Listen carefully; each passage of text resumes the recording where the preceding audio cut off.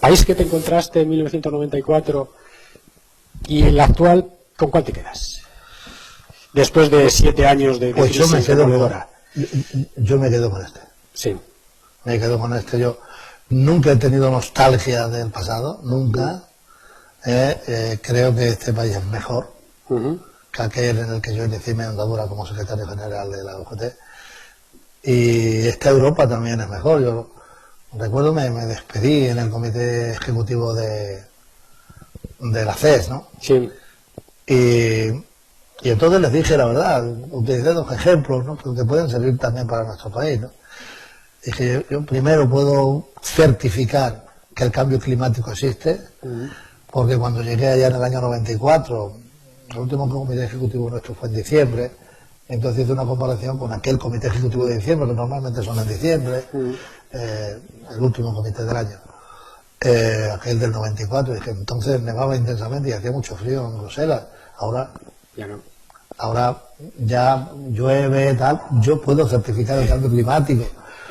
Y luego otro elemento que tenía también relación con las fechas en fin, de Navidad y tal. Allí en Bruselas ponen unos tenderetes donde se ve vino caliente y tal, y están los jóvenes allí. Bueno, pues yo me acordaba de aquel ambiente de hace 22 años, ¿no? Y ahora en este había una diferencia que no era sutil, no era nada sutil. Eran jóvenes también, ¿no? Pero había unos jóvenes que iban con el uniforme de soldado y con los fusiles de asalto. Sí. Porque Europa está absorta en la seguridad, ¿no? Pero con todo y eso, yo me quedo con la Europa y con la España del año 2016 y no con la España y la Europa de 1994. Y en la última crisis que han ido de la mano del neoliberalismo, los derechos laborales y sindicales han sido recortados, yo creo que seriamente, ¿no? ¿Cree que la economía funcionará mejor con la actual regulación? Y digo la economía, no digo la sociedad, luego hablamos de la sociedad y de los trabajadores. Pues yo creo que la sociedad indiscutiblemente no va a funcionar mejor, porque la sociedad al final se basa en una lógica de convivencia que tiene, a mi juicio, como un eje un reparto equilibrado de la riqueza, donde, digamos, los valores de la convivencia pueden transcurrir en paz, pueden transcurrir indudablemente en seguridad, pero no solo en la seguridad física, en el ámbito, digamos, de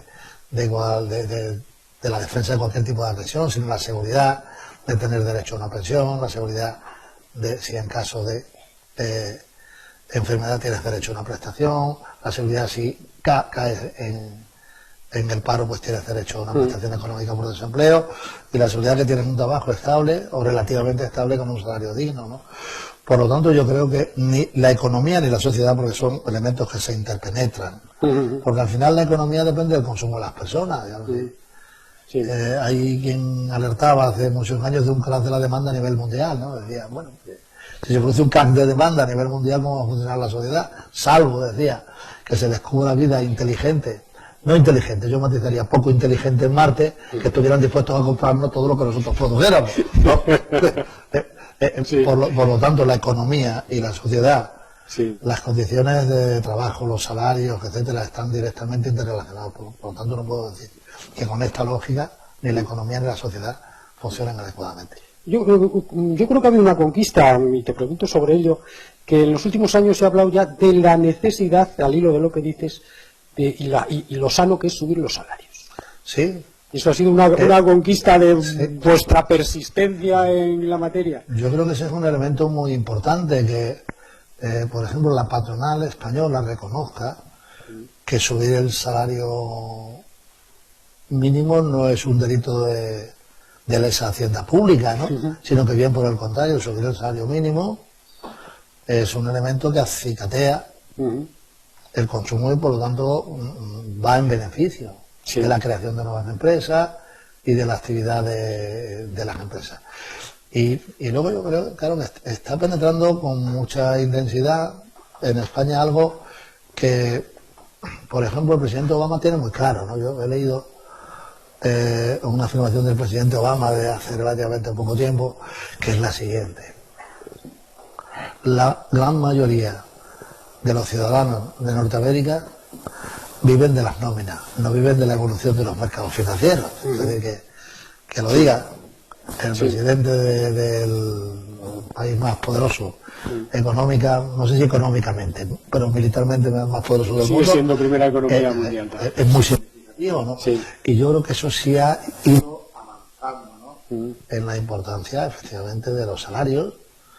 Y a su vez, yo creo que en la coyuntura que estamos viviendo actualmente, esto adquiere muchísimo más valor, porque estamos en una situación de frenazo de la economía mundial, ¿no?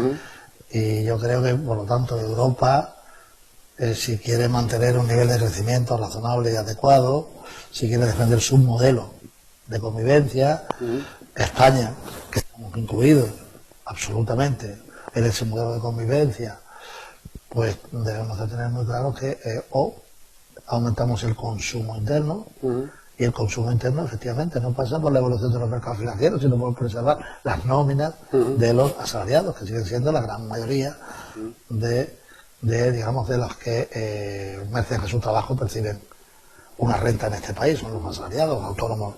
Pues hay en España el porcentaje de autónomos, de hecho, se ha reducido en la recesión. Sí. Una de las características de esta recesión económica, que no se ha producido en ninguna otra, es que los autónomos han bajado. Es decir, que ni siquiera en el ámbito de esa palabra cool, si se me permite, del emprendimiento, se han encontrado unas expectativas de futuro, ¿no? Aun cuanto, pues bueno, el gobierno haya hecho contratos para emprendedores, etcétera, ¿no? Han disminuido el número de trabajadores, de profesionales y autónomos. Por lo tanto, yo creo que la importancia de las nóminas. Yo, de hecho, el otro día en una reunión de economistas y tal, dije, debemos de reivindicar las nóminas, el papel de las nóminas, como elemento de redistribución de la riqueza. Cándido, tú eres de credo socialista, nunca lo has ocultado, siempre lo has tenido. ¿Y cómo se ven desde la perspectiva sindical las medidas de ajuste de José Luis Rodríguez Zapatero? Fueron las primeras que se hicieron en la crisis, luego vinieron las otras. En la fase final de su mandato, cuando estábamos al borde de la intervención por Europa, fueron recortes laborales y sociales, no sindicales, creo recordar. ¿Cómo vivió aquellas medidas Cándido Méndez, UGT, y desde la perspectiva actual, ¿cómo se ven? ¿Fueron inevitables? No sé. Bueno, vamos a ver. Yo lo que puedo decir es que como secretario general de la UGT, pues tuve que adoptar una decisión siempre difícil, siempre complicada, que fue la de convocar una huelga general. Es decir, la respuesta de las organizaciones sindicales fue convocar una huelga general. Ahora, visto en perspectiva, primera afirmación, la huelga general estaba justificada, pero también creo que hay que hacer algunos reconocimientos. El primero es que aquella determinación se adoptó, aquella legislatura, si no recuerdo mal, empezó en el 2008, y por lo tanto eso supuso truncar el programa electoral con el que se presentó Zapatero 2 años después. Sí. Porque lo cierto y seguro es que intentó desarrollar su programa electoral en los 2 primeros años.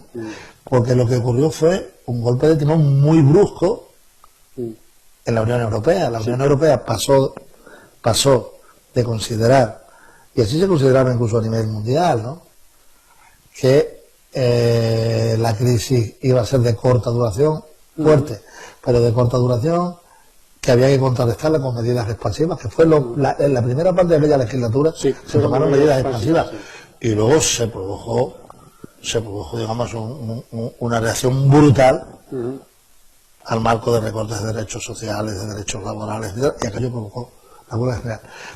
Lo quiero resaltar porque me parece que es importante al menos diferenciar lo que ha ocurrido en España a finales del 2011, es decir, el comportamiento del Partido Popular, que a sabiendas de la situación que había en este país, elaboró un programa electoral al cual hizo pedazos prácticamente o inmediatamente después de tomar posesión del gobierno, a la semana y media. Aquellas situaciones, digamos, no son equiparables. Digamos, la reacción sindical ante las medidas de ajuste fueron las mismas. En aquel entonces hicimos una huelga general, con el Partido Popular hicimos dos, pero digamos la estrategia de ocultamiento del Partido Popular es, a mi juicio, algo que diferencia de manera absoluta la posición de Zapatero. Entonces, aquello, claro, lo vivimos como una experiencia muy amarga. ¿El comportamiento de los sindicatos lo repetiríais ahora? Ante toda esa sucesión de hechos dramáticos, algunos eran verdaderamente dramáticos, ¿lo repetiríais ahora? ¿Fue el camino que había alternativas? ¿Teníais alguna alternativa? Bueno, incluso visto en perspectiva. Primero, yo tengo un elemento de referencia, ¿no? Lo primero que podría uno decir, podrías haber hecho otra cosa para amortiguar la situación de los trabajadores de este país. Pues claro, nosotros hicimos otra cosa. Por ejemplo, nosotros en relación con el sistema de pensiones firmamos un acuerdo con la patronal, con el gobierno, en el año 2011, para preservar un factor de redistribución económica y de estabilidad social formidable, como se ha demostrado en la crisis, en la recesión económica. Ha habido cientos de miles de familias españolas que han vivido teniendo como única fuente estable de ingresos de renta las pensiones. De hecho, ha habido familias que han sacado al abuelo o a la abuela de la residencia para poder vivir, ¿no? Tanto, claro, yo hice un acuerdo que fue muy criticado, nosotros, los sindicatos y la patronal, el primer acuerdo que se hizo de esa naturaleza. Y luego después no he podido comprobar lo que hizo Tsipras en Grecia, con las pensiones, lo que ha hecho. Sí, lo que está haciendo, sí. Por lo tanto, yo estoy muy convencido de que hicimos lo que debíamos, ¿no? Estoy muy convencido que hicimos lo que debíamos. Incluso en los últimos años, pues planteamos una política de contención de salarios para preservar el empleo en la medida de lo posible, y ahora hemos cambiado la estrategia, hemos firmado un acuerdo de mejora del poder adquisitivo de los salarios y van mejorando los salarios. Yo creo que también con errores, porque indudablemente hemos tenido errores, ¿no? Pero yo creo que hemos sabido hacer lo que debíamos de hacer. Los sindicatos griegos entraron en una espiral en la cual, pues en un periodo de tiempo relativamente breve, convocaron y celebraron 20 y tantas huelgas generales, ¿no? Y no ha ido la situación a mejor, ¿no? Y luego ha habido otro elemento que a mi juicio es muy importante. Por ejemplo, en Grecia se ve, y aquí se va a ver, o se está viendo ya, que son los límites de la política. Ha habido una especie de confianza, de depósito de confianza en la política. Aquí en España yo creo que lo hemos también percibido, ¿no? Que la política lo podía arreglar todo, que un cambio político lo podía arreglar todo. E incluso pues se ha llegado a, digamos, a minusvalorar el papel de los sindicatos.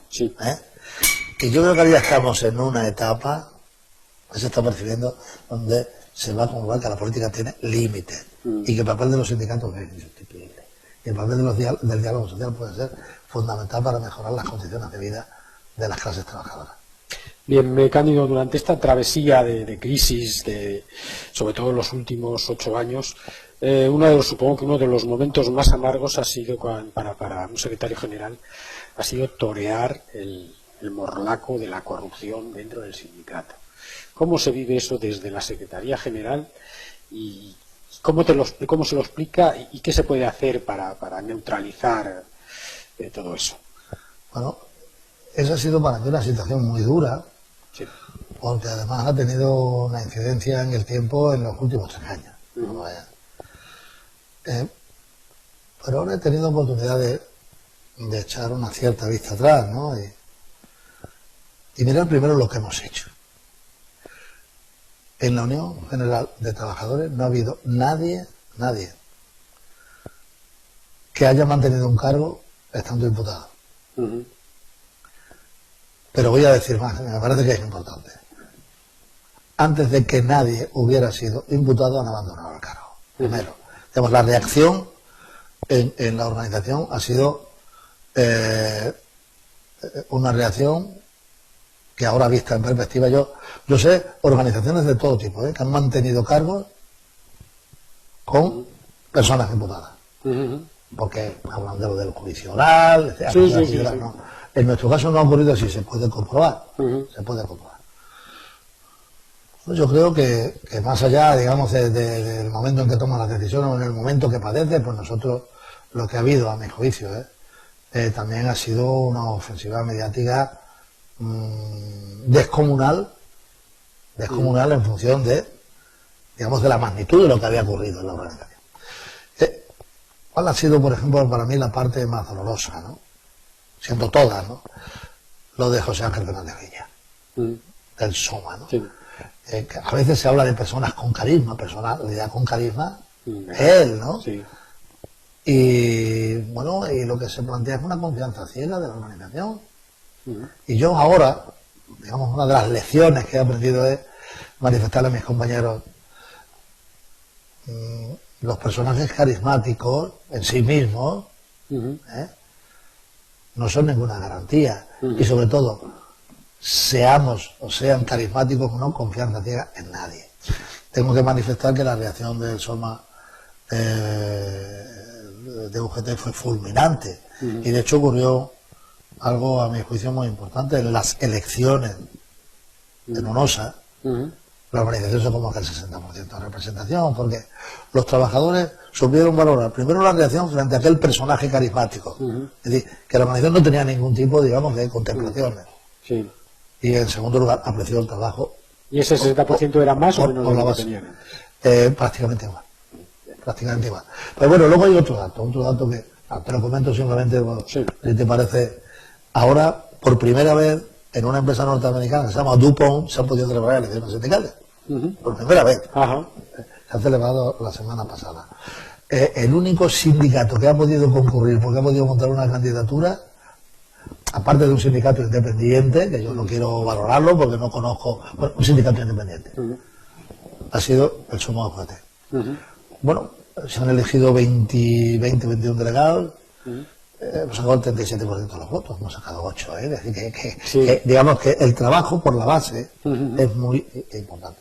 Y luego, yo creo que hay otra serie de elementos en lo que nos ha ocurrido, que a mi juicio lo que nos debe de empujar es a ser muy cuidadosos.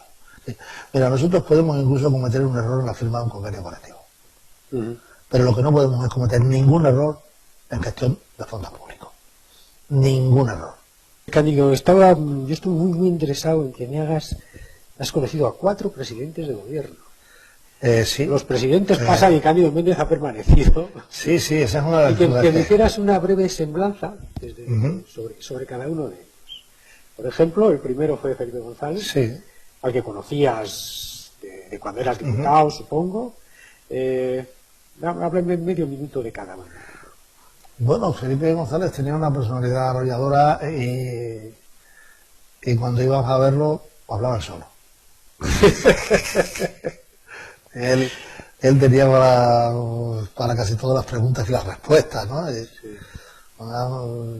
fin, recuerdo muy bien antes de las elecciones que perdió, ¿no? Sí. Que fuimos la patronal, los sindicatos, a verlo y recuerdo que íbamos a trasladarle un mensaje. Aquella era la época en la cual el Partido Popular acosaba al Partido Socialista y a Felipe González con aquella trilogía terrible, ¿no? De paro, despilfarro y corrupción, que ahora se le puede aplicar hasta las últimas consecuencias y más allá, al Partido Popular, ¿no? Entonces, por lo menos en la época en que yo lo conocí como gobernante, yo lo he conocido anteriormente, como dirigente, estaba ensimismado, ¿no? Entonces él quería tener las preguntas y las respuestas. Luego el siguiente fue Aznar. Yo a Aznar lo conocí antes de ser presidente del gobierno, de hecho nos pidió una entrevista antes de ser presidente del gobierno. Y bueno, fue pues una persona fría, distante, que además yo creo que tuvo, al menos en la primera etapa, una actitud camaleónica, ¿no? Y voy a decir, porque en esta, aquí, donde estamos, con otros sofás, él se caía a pedazos. Estuvo en aquella, ahora que hay tanto lío con la legislatura, estuvo Rato. Ajá. Rato era el representante de Aznar para fraguar la legislatura, la investidura del 96. La primera. La primera, luego ganó por mayoría absoluta, pero en el 96 Sí. pues ganó por mayoría Sí. era la minoría mayoritaria, ¿no? Sí, sí, sí. Y necesitaba de los Nacionalistas. de los nacionalistas, ¿no? Y entonces recuerdo muy bien Rato, que era, al menos fue el que vino a verme a mí, ¿no? El muñidor. Rato, me dijo una frase que la retuve, ¿no? Porque era una frase cuasi marxista, ¿no? Que es esa de utilizar el término burguesía, ¿no? Sí. Y entonces lo que me dice es que ellos eran un partido que tenían la misión histórica de vincular en una alianza a la burguesía del centro con la de la periferia. Y la burguesía de la periferia eran los dos partidos nacionalistas. Pues sí. El catalán Sí. y el Partido Nacionalista. Por eso he dicho frío y camaleónico, ¿no? Es curioso, bueno, la frase aquella de hablar catalán en la intimidad, que es muy conocida, Sí. pero digamos, luego fue el azote de los nacionalistas, pero en su proyecto inicial quería trabar una alianza entre la burguesía del centro y la burguesía de la periferia. Y luego, yo con Zapatero he tenido muy buena relación. Zapatero es una persona que toma una decisión en relación con la Unión General de Trabajadores, que es resolver el problema de la PSOE. Pero ojo, Con sin vuestro regalarle nada a nadie, Con vuestro dinero. lo que hice fue con nuestro dinero, efectivamente. Pero bueno, yo, que tenía el sentimiento y la convicción de que vine aquí con una misión que era resolver aquel problema, entonces lo pude con nuestro dinero. Pero fue el único que tomó aquella determinación. Luego, yo creo que Zapatero es el que inaugura otra manera de hacer la política distinta, a mi juicio. Yo creo que, digamos, la renovación en la política, con todos sus defectos, con pasar de líderes solemnes, digamos, a otra dimensión, me parece que es la de Zapatero. Me parece. Es el primer intento. Yo creo que Zapatero intenta ubicar al Partido Socialista en otra dimensión. No mirar al pasado, sino mirar a un presente y a un futuro que eran muy distintos de cuando el Partido Socialista ocupó la centralidad del espacio político en este país, que fue después del año 82, después de la dictadura, etcétera. Pero luego al final, pues también, en fin, de unas cosas y otras, empezó a mirar al pasado. Hay una especie de refugiarse en... Sí. Pero yo soy de los que opino que el valor de la política de Zapatero probablemente se agrande con el tiempo, sobre todo en el ámbito de los derechos civiles. Luego nosotros decimos una huelga general, ¿no? Eso está, O Cortés no quita lo valiente. efectivamente, pero creo que hay ámbitos donde tenemos los derechos civiles, etcétera. De hecho, ahora se reivindican cosas que se plantearon en aquella época. Y esto lo conecto con lo que te dije anteriormente. Yo creo, honestamente, Zapatero no traicionó su programa. A Zapatero lo obligaron a cambiar su programa, porque estuvo 2 años intentando hacer la política expansiva, esto lo dije antes tampoco. Sí. Y luego, Mariano Rajoy. bueno, pues Mariano es el exponente de un político que envía una serie de frases de contenido populista y luego hace lo que hay que hacer. Según él, ¿no? Sí.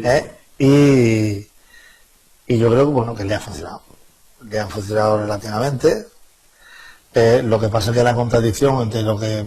Yo lo que he llevado muy mal es que a sabiendas de que iba a hacer cosas distintas de las que al final de las que había prometido, pues las siguió manteniendo.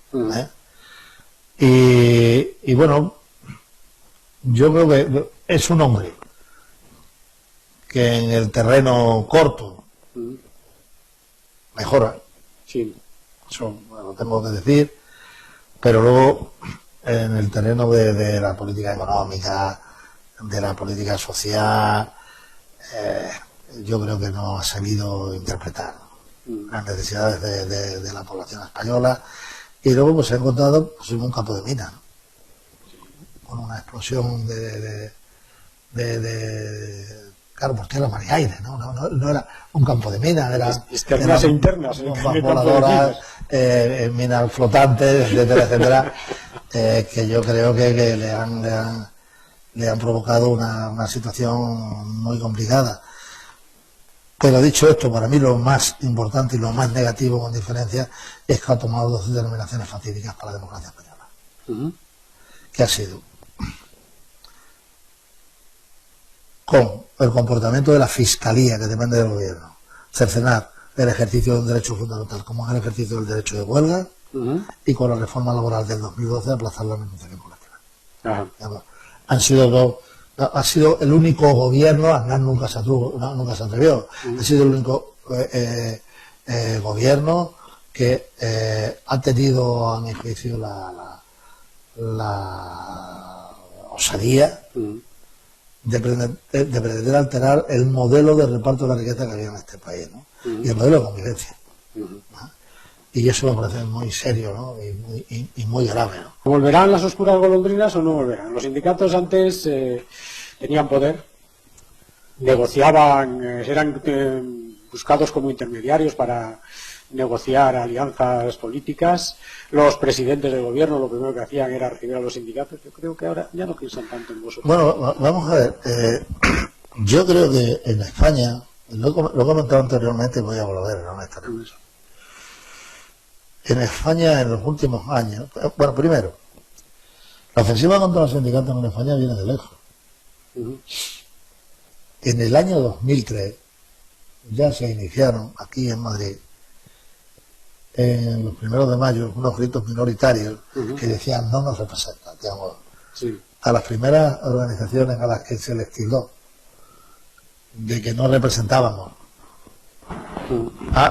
bueno, pues a los trabajadores, en este caso a nosotros. La realidad ha sido muy tozuda. En las elecciones sindicales, las organizaciones sindicales siguen siendo insustituibles. Puedes oscilar hoy entre UGT y comisiones obreras, salvo las excepciones nacionalistas, sobre todo el País Vasco, ¿no? Pero entre UGT y comisiones obreras representamos más del 70%, el primer sindicato que sigue tiene el 3%. Entonces, la primera ofensiva viene contra las organizaciones sindicales. Y luego en España, sobre todo a partir del 2011, se ha producido una dinámica que es eso que comentaba anteriormente, que sobre la política se han generado muchas expectativas. Muchas. Afortunadamente ha tenido una traducción en un partido de derecha moderna, que es un partido del cambio, como Ciudadanos, y era un partido, pues menos autodefinido, que no era ni de izquierda ni de derecha, pero un partido que la gente lo ubica en la izquierda, ¿no? El Podemos. Afortunadamente, porque no ha ocurrido como ha ocurrido en Francia, que el primer partido en votos es Le Pen, o en Finlandia o en Dinamarca, que son partidos de extrema derecha, xenófobos, etc. Pero eso ha traído como consecuencia lo que comentaba anteriormente, que se pensaba que todo se podía resolver a través de la política. Y eso lo que ha producido ha sido una percepción del papel de los sindicatos, por lo que se nos dejaba en un lugar de penumbra, ¿no? En un lugar secundario. Los sindicatos forman parte de la casta, los sindicatos no tienen capacidad para interpretar los nuevos tiempos. Y no ha sido así. Primero, los trabajadores, porque nos sabemos adaptar, porque nos va la vida en ello, ¿no? La representación. Pues nos siguen reconociendo, digamos, nos siguen dando una gran oportunidad, y yo creo que ahora haya investidura. Si no hay investidura, haya elecciones, que yo prefiero que haya investidura. Se van a ver los límites de la política. Pero además es que hay un sitio donde somos insustituibles, es en el convenio colectivo. A un sindicato lo puede sustituir otro, pero no lo puede sustituir un partido político. ¿Y qué es el convenio colectivo? El ámbito donde se produce la distribución primaria de la riqueza. Y ahí somos insustituibles. Y eso se percibe cada día más. ¿Se atrevería Cándido Méndez a dar algún tipo de consejo a su sucesor No voy a preguntar a quién prefiere, porque no me vas a decir. No, yo no. Pero Mira, algún consejo para el sucesor.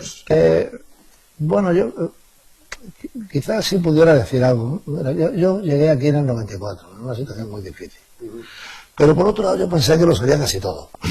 Porque tenía experiencia, venía de una comunidad autónoma más poblada de España, que tenía graves problemas de paro, pero también, bueno, pues tenía industria punta, enclaves tecnológicos, tenía un par de parques tecnológicos, había, desde el punto de vista climatológico, había comarcas todavía, incluso Pasa, que se quedaban heladas por la nieve, había comarcas o zonas de clima subtropical, había agricultura de primor y tal, y yo pensaba, de los que pueden concurrir a la Secretaría General, probablemente el que más sepa soy yo, no sabía nada. ¿Qué quiero decir? Que aquí hay que venir dotado de una buena dosis de humildad. Sí. No sabía nada, para no llevarte el primer desengaño. Eso es lo que yo diría, pero lo digo por experiencia propia. Y luego hay un tema que sí yo no voy a hablar de candidatos, pero sí quiero aclarar algo que comenté en su día, que es aquello, cuando anunciamos que íbamos a anticipar el Congreso, ¿no? Hablé que yo concebía, ¿no? El líder del sindicato, una persona entre 45 y 55 años, con experiencia, etcétera. Entonces, yo lo que estaba barajando era capacidad y experiencia. Pero estaba hablando de una cohorte generacional del sindicato. Yo no estaba hablando de personas. ¿Por qué? Porque claro, como yo sé que hay en el sindicato, porque la situación es muy difícil, complicada en el sindicato, pues estamos abordando un cambio profundo, una mutación profunda, con menos recursos, tenemos que apostar por una transparencia radical, etcétera, ¿no? Entonces hace falta capacidad y experiencia. Pero yo lo que quise es ser justo con mi organización. ¿En qué sentido? Que no siempre son los sexagenarios los que tienen capacidad y experiencia. Es que en la Unión General de Trabajadores hay una cohorte generacional que tiene capacidad y experiencia. Y no son solo hombres, son mujeres, digamos. Lo que más de cierta medida me frustró es que inmediatamente se pensara en hombres, son hombres y mujeres. En este sindicato hay hombres y mujeres con capacidad y experiencia entre 45 y 55. Y por debajo de 45 también, con capacidad, probablemente con menos experiencia. Cándido, un poquito de política. ¿Qué opción prefieres? ¿La transversal o una opción de negociación, investidura? ¿Qué opción crees que le vendría mejor a España? ¿Una transversal, como preconiza el PP, Ciudadanos incluso, o una de izquierdas, que es la que está propugnando ya, parece que construyendo Podemos desde la... Bueno, vamos a ver. Yo, lo primero que tengo claro es que hay 15 millones de ciudadanos que han votado cambio. 15. Y hay quien me pregunta, ¿incluyes a Ciudadanos? Digo, sí. Y ahí está Izquierda Unida, está Podemos, está el PSOE. Esos han votado cambio. Eso es más del doble de los ciudadanos que han votado al PP. Más del doble. Sí. Por lo tanto, primero, hay que apuntar al cambio. Primero, yo creo que aquí hay que ir paso a paso. Tienes que sacar la investidura y luego probablemente saques la investidura no con votos para la mayoría absoluta, sino con votos que te han permitido sacar la investidura y luego tienes que gobernar. Y tendrás que gobernar con unos, con otros, etcétera. Yo creo que un gobierno transversal del cambio, hablo del cambio de estos 15 millones, como hay que abordar reformas, proporcionaría más estabilidad a las reformas. Es decir, lo que sí está demostrado, y en España también, es que si se hace, por ejemplo, una reforma de una ley de educación, y en esa reforma participan partidos políticos de centro derecha, partidos políticos de centro izquierda, siempre hay más garantías de estabilidad. Sí. Entonces, digamos, creo que he respondido a lo que pienso y que creo que es lo que necesita este país, porque luego a su vez hay otro problema, es Europa. Sí. Es decir, que son las requisitorias que te va a mantener Europa en términos de déficit público, etcétera. Quien habla de Europa habla de prima de riesgo y esas cosas. Bueno, hablo de todo eso, claro. Es que lo de Tsipras creo que es muy interesante. Porque una cosa es decir de gobernar y otra cosa es gobernar. En el plano personal, ¿hay vida para un sindicalista después de la jubilación? No sé lo que voy a hacer, bueno, sí sé que hay una parte que voy a hacer, que es ponerme a disposición incondicional de la nueva ejecutiva. Porque la vida sigue, claro, y los problemas siguen, y por lo tanto es probable que tenga necesidad, ¿no?, de recurrir a mí, al resto de compañeros que no sigan. Pero yo quiero recuperar mi privacidad. Sí, quiero recuperar. Porque han sido 22 años sobreexpuestos. Sí. Sobreexpuestos, Yo no he tenido ni un momento. Yo aquí llegué con la PSV, y llegué y pocos meses después me llenaron de pintadas por alrededor.